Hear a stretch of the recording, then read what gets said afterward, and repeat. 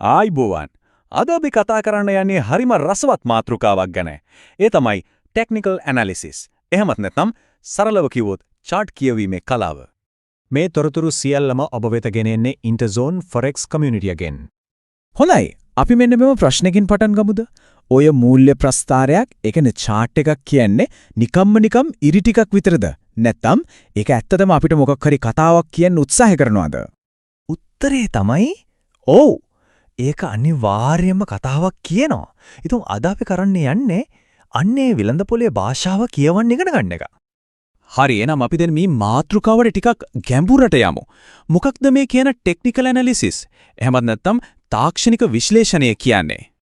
හරිම සරලයි. මේකෙදී අපි කරන්නේ අතීතයේ මිල ගණන් හැසිරුණු විදිය හොඳට අධ්‍යයනය කරලා අනාගතේ වෙන්න පුළුවන් දේවල් ගැන ඉඟි එහෙම නැත්නම් රටාවන් හොයාගන්න එක.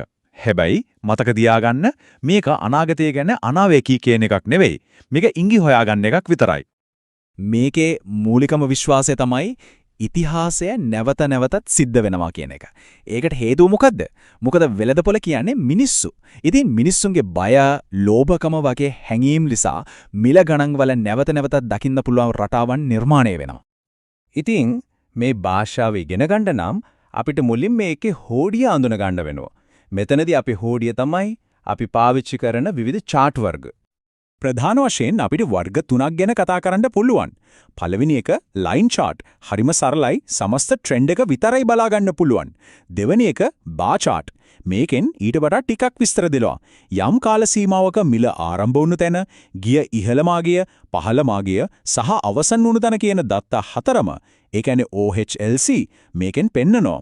ඒත් ට්‍රේඩර්ස්ලා අතර ජනප්‍රියම ගොඩක් අය ආසම එක තමයි කැන්ඩල්ස්ටික් chart. මොකද ඒකෙන් අර OHLC දත්තම හරිම පැහැදිලිව දැක්ක ගමන් තේරුම් ගන්න පුළුවන් විදියට පෙන්නනවා. අපි බලමු එහෙනම් මේ කැන්ඩල්ස්ටික් එකක් හැදිලා තියෙන්නේ කොහොමද කියලා. ඒකේ ප්‍රධාන කොටස් දෙකයි තියෙන්නේ.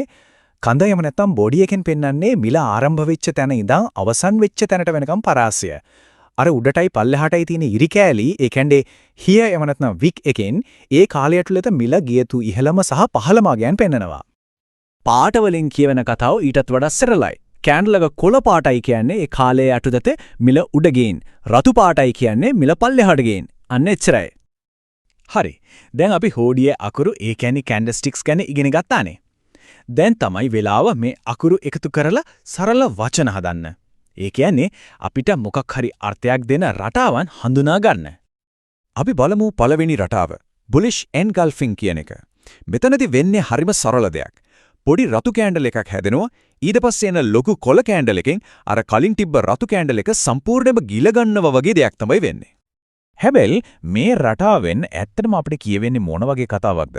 මේක බලය මාරු වීමක් ගැන කියන කතාවක්. මේකෙන් අපිට කියවෙන්නේ මෙච්චර වෙලා විකුණපු අයගේ බලය දැන් අඩු වෙලා ගැනුම්කරුවන් වෙළඳපොලේ පාලනය අතට ගන්න හදනවා කියන එක. ඒක මිල ඉහළට හැරෙන්න පුළුවන් කියන බොහොම ප්‍රබල ඉඟියක්. හරි, ඊළඟට අපි බලමු ඩෝජි කියන කැන්ඩල් එක ගැන. මේකේ තියෙන විශේෂත්වය තමයි කඳක් නැති තරම්. ඒ කියන්නේ හරිම පොඩි. ඒකෙන් අදහස් වෙන්නේ මිල ආරම්භ වුණ තැනයි අවසන් වුණ තැනයි දෙකම එකම මට්ටමක. එහෙම නැත්නම් හරිම ළඟින් තියනවා කියන එක.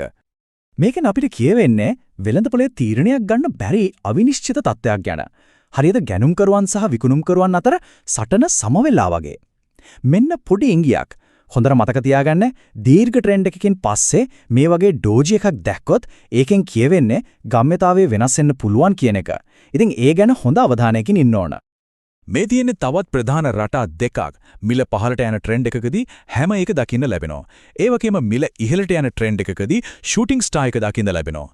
මේ රටා දෙකෙන්ම අපිට කියන්නේ දැනට පවතින ට්‍රෙන්ඩ් එක ආපහු අනිත් පැත්තට හැරෙන්න ඉඩ තියෙනවා කියන එකයි. හරි. අපි දැන් වචන ටිකක් ඉගෙන ගත්තානේ. දැන් යන්න හදන්නේ වෙළඳපොලේ ව්‍යාකරණය ඉගෙන ගන්න. ඒ කියන්නේ මිල ගණන් චලනය වෙන ව්‍යුහය, එහෙමත් නැත්නම් සපෝට් සහ රෙසිස්ටන්ස් ගැන කතා කරන්න. මේ සංකල්පය ඇත්තටම හරිම සරලයි. සපෝට් කියන එක හිතාගන්නකෝ මිල පහළට වැටෙන එක නතර කරන බිමක් වගේ කියලා. ඒ වගේම රෙසිස්ටන්ස් කියන්නේ මිල උඩට යන එක නතර කරන සිවිලිමක් වගේ දෙයක්. මෙන්න ටෙක්නිකල් ඇනාලිසිස් වල තියෙන හරිම වැදගත් නීතියක්. හොඳට අහගන්න. මිලක් කලින් සිවිලිමක් විදියට තිබ්බ තැනක්, ඒ කියන්නේ රෙසිස්ටන්ස් ලෙවල් එකක් කඩාගෙන උඩට ගියොත් ගොඩක් වෙලාවට අර පරණ සිවිලිම අලුත් බිමක් විදියට වැඩ කරන්න පටන් ගන්නවා. ඒ කියන්නේ ඒක සපෝට් ලෙවල් එකක් වෙනවා. හරි. දැන්ම අපි බලමු මේ අපි කතා කරපු පොඩි කැන්ඩල්ස්ටික් රටා එකතු වෙලා හැදෙන ලොකු වාක්‍ය මොනවද කියලා. ඒ කියන්නේ ප්‍රධාන ප්‍රස්ථාර රටා ගැන.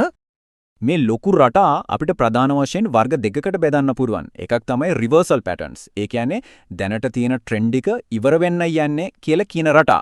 අනිත් එක කන්ටිනියුේෂන් පැටර්න්ස්. ඒ කියන්නේ දැනට තියෙන ට්‍රෙන්ඩ් එක දිගටම යයි කියලා කියන රටා. රිවර්සල් පැටර්න් එකකට තියෙන හොඳම උදාහරණයක් තමයි head and shoulders කියන එක.